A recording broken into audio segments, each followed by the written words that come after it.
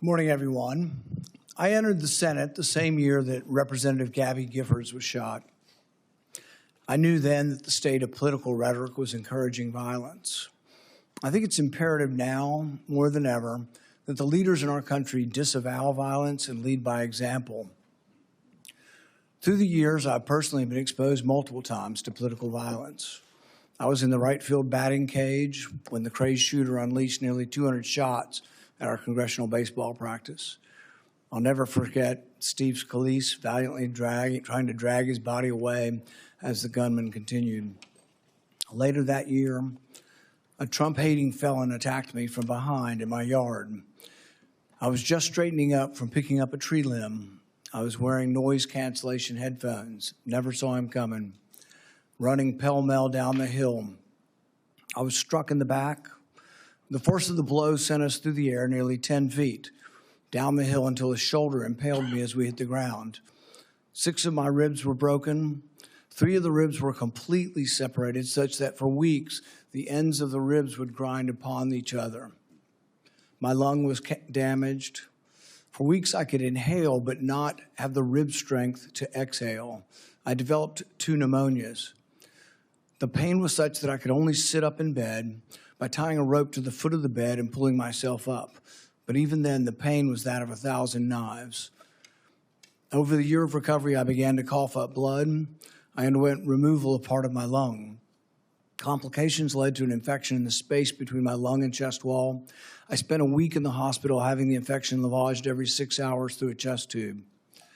Recently, Senator Mullin, if you have time to listen, you were confronted by constituents that were angry because you voted against my amendment to stop all funding for refugee welfare programs. Instead of explaining your vote to continue these welfare programs for refugees, you decided to transfer the blame.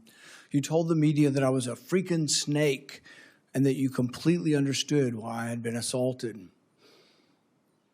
I was shocked that you would justify and celebrate this violent assault that caused me so much pain and my family so much pain. I just wonder if someone who applauds violence against their political opponents is the right person to lead an agency that has struggled to accept limits to the proper use of force. You might argue you were mad and upset about being confronted by your constituents. But Senator Mullin, your constituents are justifiably upset with you.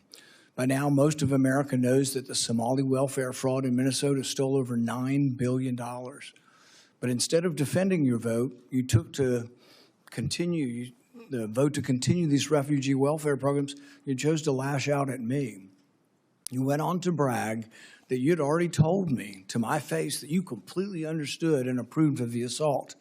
Well, that's a lie. You got a chance today. You can either continue to lie or you can correct the record. You have never had the courage to look me in the eye and tell me that the assault was justified. So today you'll have your chance. Today I'll give you that chance to clear the record. Tell it to my face. If that's what you believe, tell it to me today. Tell the world why you believe I deserve to be assaulted from behind, have 6 ribs broken and a damaged lung. Tell me to my face why you think I deserved it.